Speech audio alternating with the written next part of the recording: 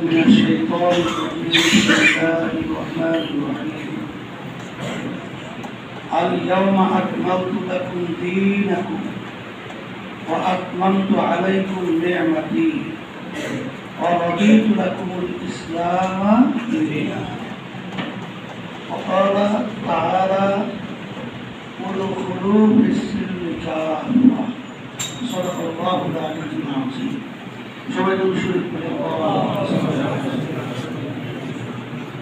وحبيبنا ومولانا محمد صلى الله عليه وعلى آله وأصحابه وبارك وسلم শুকরিয়া আদায় করতেছি বরিশাল মহানগর ছাত্র আন্দোলন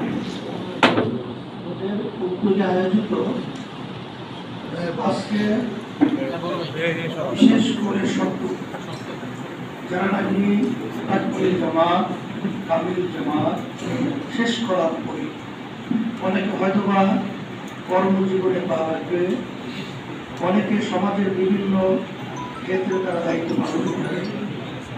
তারা কিভাবে দায়িত্ব পালন করবে এবং আমাদের কি করা উচিত, এর জন্যই মূলত আপনাদেরকে নিয়ে এখানে পরামর্শ আলোচনা।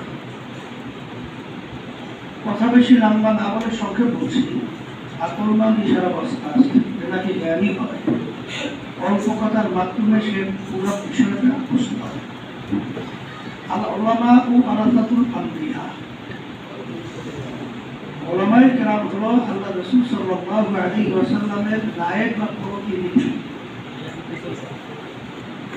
আসলে অনেকে কিন্তু আমরা আলেম করি, কিন্তু অনেকে আমরা নায়েব রাসূল করি না। বলে তা কেমন? আলেম শব্দের অর্থ জানা, আলেম শব্দের অর্থ জ্ঞান অর্জন করা, তাকে আমরা তারিফ প্রশংসা করি কি আলেম। নায়েব রাসূল কিন্তু ভিন্ন জিনিস, আল্লাহ রাসূলের প্রতিনিধি। আল্লাহ রাসূল সাল্লাল্লাহু আলাইহি ওয়াসাল্লামের প্রতিনিধিটা কি? মা আতাকুমুর রাসূলু ফাখুযুহু ওয়া মা নাহাকুম আনহু। আর আমি আপনাদের সামনে আয়াতটি প্রথম তেলাওয়াত করেছিলাম, বিদায় হজের ভাষণ রহমতের জামালের রহমতের গোলায় আল্লাহ নবী সাল্লাল্লাহু আলাইহি ওয়াসাল্লাম তার বাহনের উপরে দাঁড়াইয়া প্রায় 16 লক্ষ সাহাবায়ে কেরামদের উপস্থিতিতে এই আয়াতটি তেলাওয়াত করেছিলেন। সম্পূর্ণ পাঠ্যক্রমটি আর কোনো দিক নাই। পরবর্তীতে আমি বছরের মতো হলো বিশ্বের কামা দিনের ভিতরে এখন পুরার হুকুম। এখন আমার নবীন যারা নাকি আলেম হবে তাদেরকে বিশেষ করে আমি বলবো, আমি যে জায়গায় বসে দায়িত্ব পালন করার জন্য কথা বলছি, এই দায়িত্বটি আপনার নাই, তাহলে শুধু আমার, এটা কিন্তু সবার। আচ্ছা বলেন তো, আমাদের সম্মানিত কেন্দ্রীয় সহসভাপতি ছাত্র আন্দোলন অল্প সময়ের মধ্যে যে গুরুত্বপূর্ণ আলোচনা করছে, কিভাবে আমাদের খেলাফতকে আমরা হারালাম, কি কি কারণে, কি পদ্ধতি, আমাদের কার্যক্রমটা কি ছিল, আল্লাহ রাসূল সাল্লাল্লাহু আলাইহি ওয়াসাল্লাম ধাপে ধাপে কিভাবে যে একটা রাষ্ট্রকে সে পরিচালনার রূপরেখা তৈরি করে শত শত বছর যে তাদের নেতৃত্ব তামাম দুনিয়া শান্তির একটা বাতাস ব্যক্তি থেকে শুরু করে সর্বত্র ছড়ায়া ছিটিয়ে পড়ছিল, সেটা এখন আমরা তামাম দুনিয়ার যে কোনো প্রান্তে তাকাই, সর্বত্র দেখি শুধুমাত্র অশান্তির আগুন, যে অশান্তির কোনো শেষ নাই। আর এর পরিবর্তন আমাদের কি করতে হবে? এই জন্য শুধু নিছক আমরা এলেম শেখার পরে এরা শুধুমাত্র আমরা ব্যক্তির মধ্যে, শুধুমাত্র মসজিদের মধ্যে, আমি যেখানে এলাকায় থাকবো সে ওই অতটুকু জায়গার মধ্যেই আমার কার্যক্রম সীমাবদ্ধ রাখতে হবে না। আমাদের কার্যক্রমটা একেবারে রাষ্ট্রীয় পর্যায় পর্যন্ত, আন্তর্জাতিক পর্যায় পর্যন্ত এটা আমাদের পৌঁছানোর দায়িত্ব, এটা আমাদের পালন করতে হবে। যেহেতু আমরা রাসূলের কি নায়েব প্রতিনিধি, এখানে শুধুমাত্র আমি একটু খেদমত করলাম, আমার দায়িত্ব শেষ। আমি একটু মাদ্রাসায় খেদমত করলাম, আমার দায়িত্ব শেষ। তাহলে রাষ্ট্রীয় পর্যায় পর্যন্ত আল্লাহ রাসূল সাল্লাল্লাহু আলাইহি ওয়াসাল্লামের যে নিয়ে আসা যে নীতি আদর্শ, এটা বাস্তবায়ন কে করবে, কারা করবে? এটা কি বিজাতি হিন্দুরা করবে? বিজাতি অন্য অন্য যারা ধর্মাবলম্বী তারা করবে, এটা তো আমাদের মুসলমানদের করতে হবে। এর ভিতরে পুরো দায়িত্ব হলো এই ছত্রছায়াই বা এই ধারাবাহিকতাই আমার আপনাদের রহমতুল্লাহ আলাইহি তিনি চিন্তা করলেন যে আসলে তো এই 53 বছর স্বাধীনতায় বা তারা যখন ছিলেন আসলে আমরা মাঠ থেকে অনুপস্থিত থাকার কারণে এখন ইসলাম ব্রিটিশ চক্রের মাঠকে দখল করে যাচ্ছে। আজকে জমিনের ভিতরে তুমি যদি ফসল ফলাবার যদি চেষ্টা না করো তখন ওই জমিন কিন্তু খালি থাকবে না, ওই জমিন কিন্তু আগাছা থাকবে, জঙ্গল ভরে যাবে, তখন কিন্তু অসুন্দর একটা পরিবেশ তৈরি হবে। এই ধারাবাহিকতাই আপাতত যখন আওয়াজ তুললেন, আলহামদুলিল্লাহ আমি অনেক সময় বলে থাকি যে ইসলামী আন্দোলন ওই যে সেদিনকার যে বিএনপি মহাসচিব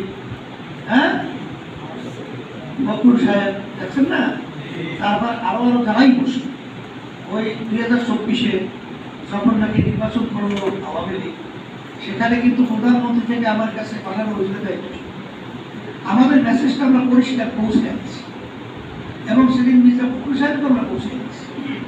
আমরা কথা পরিষ্কার এভাবে বলছি যে 1987 সালে ইসলামী আন্দোলন বাংলাদেশ প্রতিষ্ঠিত হয়েছে, কিন্তু অতদিন পর্যন্ত আমাদের মার্কা হাত পাখা, আমাদের দলীয় কোনো ব্যানার, একজন এমপিও কিন্তু আমাদের সংসদে যায় নাই।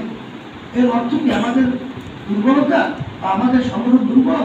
না, অন্যান্য আমাদের চেয়েও কিন্তু দুর্বল সংগঠন কিন্তু তার ক্ষমতা ছাপ গ্রহণ করেছে, কিন্তু আমরা করতে পারি নাই। কেন?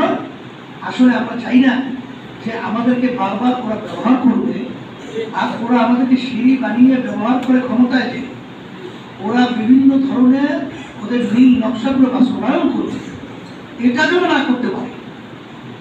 আমরাই ইসলাম নামক কাজটাকে মজবুত করে রাষ্ট্রীয় পর্যায় পর্যন্ত আমরা পৌঁছবার আশা নিয়ে ইসলামী আন্দোলন বাংলাদেশ প্রতিষ্ঠিত হয়েছে। আলহামদুলিল্লাহ আপনারা লক্ষ্য করেছেন আল্লাহ রাব্বুল আলামিন যে বলছেন আমার ঈমান তো আল্লাহর মধ্যে 100, কোনো ঘাটতি নেই। আল্লাহ কি বলছেন? ওয়ালা তাহিনু ওয়ালা তাহজানু ওয়া আনতুমুল আ'লাউনা ইন কুনতুম মুমিনিন।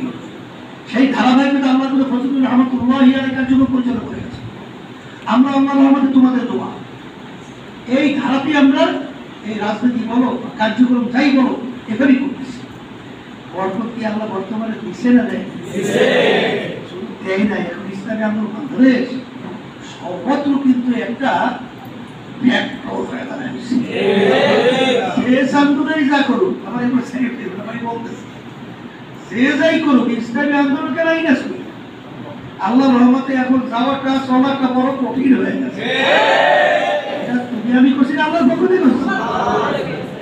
সেই হিসেবে আমি বলবো আমার যারা এই শব্দ তোমরা তাকবীর জামাত শেষ করবা, তোমরা তাকবীর জামাত শেষ করবা, বাজার ক্ষমতা তুমি থাকবা না, আমি থাকবো না, কিন্তু যদি তোমার আমার তৎপরতায় হারাকাত সাকানাতে ইসলামের শক্তিটা যদি আজকে আমরা বাংলার জমিনের ভিতরে একটা পরিবেশ তৈরি করে যেতে পারি, আল্লাহ কিন্তু ফজলুল রহমতুল্লাহি আলাইহি নাই, ইসহাক সাহেব রহমতুল্লাহি আলাইহি নাই, অনেক বড় বড় মনীষীরা সরকারি ওলামায়ে কেরাম নাইবে রাসূলের নাই, কিন্তু তাদের ধারাবাহিকতা থাকার কারণেই তো আজকে ইসলামের একটা পক্ষ আর ইসলামের একটা শক্তি বাংলাদেশের ভিতরে উত্থান করেছে। এটা কি বাস্তব বলছি না বাস্তব? এর জন্য আমাদের যে সহসভাপতি কথাটা বলছেন যে এই ধারাবাহিকতা আমাদের হারানো সেই সম্পর্কে আমাদের ফিরে আসার জন্য আমাদের সাধ্য শক্তি অনুযায়ী ইখলাস নিয়ে পরামর্শ করে আমাদের যদি কার্যক্রম পরিচালনা করতে পারি, ওই আয়াত তোমাদের ভয় চিন্তা নাই, তোমরা বিচার করি। আমার কাছে মনে হইতেছে কেমন বিজয়ের একটা আলো কেমন লাগতেছে। মন্ত্র পাইলে কি হয়, আশা তো বড়টাই করতে পারে, কি হয় না হয় আল্লাহ বলতে, সেই হিসেবে আশাই তো করতেছি। আমি তো অনেক জিনিস চাই, তোমরা অত চলে যাবো না। সারা দেশের এখন সংবাদ সুবিধা ভালো মতো আমার কাছে অনেক আছে না, আলহামদুলিল্লাহ অবস্থা ভালো ভালো দেখবো অনেকটা। তাই সেই হিসাবে আমি যে কথা বলতে চাইছিলাম, শোনো যে সংগঠন ছাড়া আসলে কিন্তু কোনো একটা লক্ষ্যে পৌঁছা কিন্তু বড় কঠিন। আর সংগঠন বলা হয় সংঘবদ্ধ শক্তি ধারাবাহিকতা, যেটা চেইন বলা হয়, এই জন্যই কিন্তু সংগঠন করতে হয়। আর ওয়াতাসিমু বিহাবলিল্লাহি জামিআন ওয়ালা তাফাররাকু, এর ইঙ্গিত কিন্তু এইটা। সেই হিসাবে আমি তোমাদেরকে বলবো বিচ্ছিন্ন না থাকা, কারণ ওই যে যখন নাকি দেখছো না গরুর পাল যখন একটা গরু আলাদা হয় তাকে ধরে কিন্তু সুন্দর মতোই বই খায়, কিন্তু যখন পাল অবস্থা থাকে ধারে কাছে ভয় যায়। তাই এইভাবেই আমাদের সংঘবদ্ধ থাকতে হবে। আর এই সংঘবদ্ধ ধারাটা বরিশাল যেহেতু ইসলামী আন্দোলন বাংলাদেশের কেন্দ্র, আমি কালকে মাহফিলে বলছিলাম বলছিলাম যে আজকে যদি রংপুরের লোকজন যদি আমগো এরশাদ বইলা তার প্রতি তাদের একটা দুর্বলতা থাকতে পারে, বগুড়ায় যদি আমগো জিয়া বইলা তাদের একটা দুর্বলতা থাকতে পারে, ফেনীতে যদি খালেদা জিয়ার কথা বলে একটা দুর্বলতা থাকতে পারে, ইসলামী আন্দোলন বাংলাদেশের কেন্দ্র বরিশাল। এই বরিশালে আমগো ইসলামী আন্দোলন, আমগো চরমরাই, আমগো পিসাব চরমরাই, আমরা বলতে অসুবিধা আছে? এইটা আমরা বলতে দুর্বলতা কোথায়? কালকে আমি বলছিলাম যে একটা ইউনিয়ন আছে সম্মেলন করে। আচ্ছা বলেন তো, ইতিহাস দেখেন তো, বাংলাদেশে অনেক রাজনৈতিক দল রয়েছে, কোন রাজনৈতিক দলের আমি চেয়ারম্যান একটা ইউনিয়ন একটা সম্মেলন করেছে? এরা বরিশাল থেকে পাচ্ছে। সেই ক্ষেত্রে আমি বিশেষ করে তোমাদেরকে বলবো, আমার যতটুকু বুঝ আছে সেটুকু বলছি। তোমরা তো আমাদের জন্য জ্ঞানী থাকতো, এটা হয়তো জ্ঞান থাকতে পারে, বিদ্যা থাকতে পারে, বুদ্ধি থাকতে পারে, কিন্তু যেহেতু একটা চেয়ারে বসা আছে, এখানে তো কোনো ধারপা না থাক, ওই বসে আছে, সেই হিসেবে দায়িত্ব তো বলাই নেই। এই জন্য বললাম তোমাদেরকে আমি বেশি আর কথা বেশি খরচ না করে তোমরা আসছো, আমি খুশি হয়েছি, তোমাদেরকে আমি ধন্যবাদ জানাই। আর তোমরা আমাদেরকে কাজের অনুপ্রেরণা জানাবো, তোমাদের আগ্রহ থাকলে আমাদের কাজে গতি পারে না।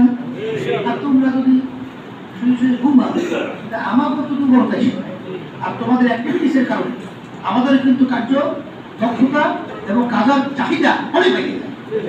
কি কাজের চাহিদা কি বাড়াবা না কমাবা? কেমনে বাড়াবা, এই কাজটা কিভাবে করবা তোমরা, এতটুকু।